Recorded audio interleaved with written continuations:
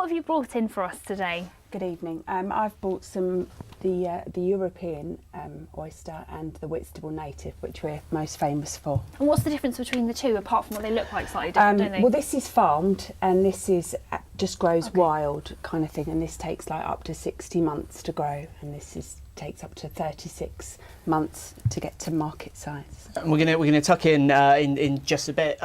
Just bearing that in mind, as you were saying as well, you're not out there with the trestles and digging up fishing out the oysters. From the chef's point of view, though, what's the season look like for oysters so far? The season's been very good this year, and the size has been very good, and the creaminess of them. Natives are a real favourite of mine.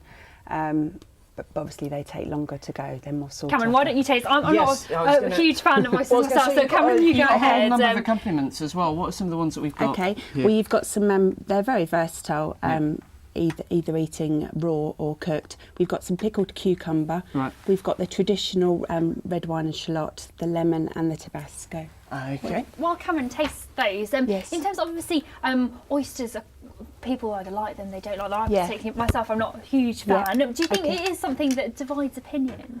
Yes, I do think it is, but I think it's all about education as well, and I think there's various different ways of eating oysters. I suppose I really got into eating oysters by eating them cooked, and if you're just starting out, then having them deep fried in a beer batter is a really good way, or you can fancy it up with a bit of a beurre blanc, or you can do cooked chorizo, or you can have it with an oyster and ale pie.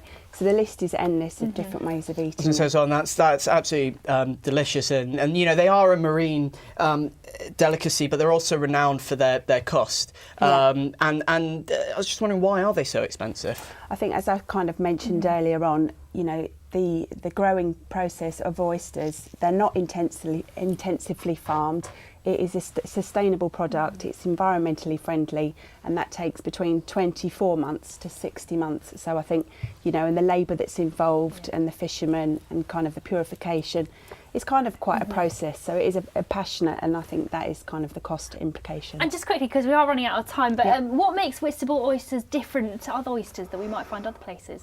Well, I think, it's the way that you've got the Swale estuary, and then which is tidal, and then you've got the Northern Sea and the cold water, so you've got the mixture of waters, which kind of, going back to the beef, it's the, the terroir.